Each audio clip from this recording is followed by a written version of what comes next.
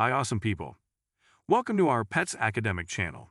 Today, I'm talking about the topic, how do kookaburras feed their young? If you are new to our Pets Academic channel, please subscribe. You can also like and comment on our videos so that we can get to know you better.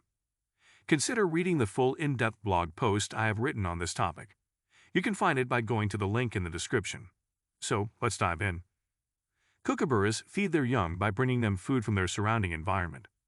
Both parents are heavily involved in feeding the chicks and are sometimes assisted by another family member or even a helper from outside of the nest.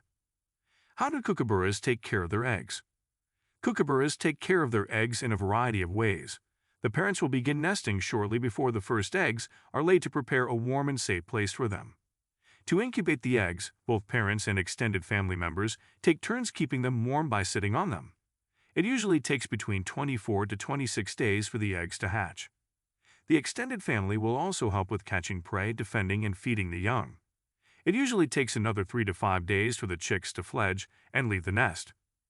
What do kookaburras feed their youngsters?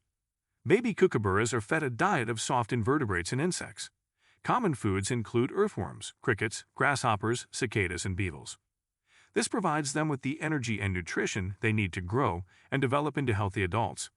Kookaburras use their powerful beaks to crack open hard shells and eat the soft, juicy insects within. They also use their long, sticky tongues to capture prey from afar. Kookaburras often take turns feeding their offspring, making sure each baby gets enough food to grow big and strong. In the full blog post I have written on my website, I have done hours of research and I have written much more details about the above topic and subtopics. The blog article is more than 1,000 words, and I dive into each of the above topics, covering many more questions around them. Just click the link below, and you can read all about my research on this topic. See you inside the blog post, and let me know if you have any more questions in the comments below. Have a great day, and thank you for checking out petsacademic.com.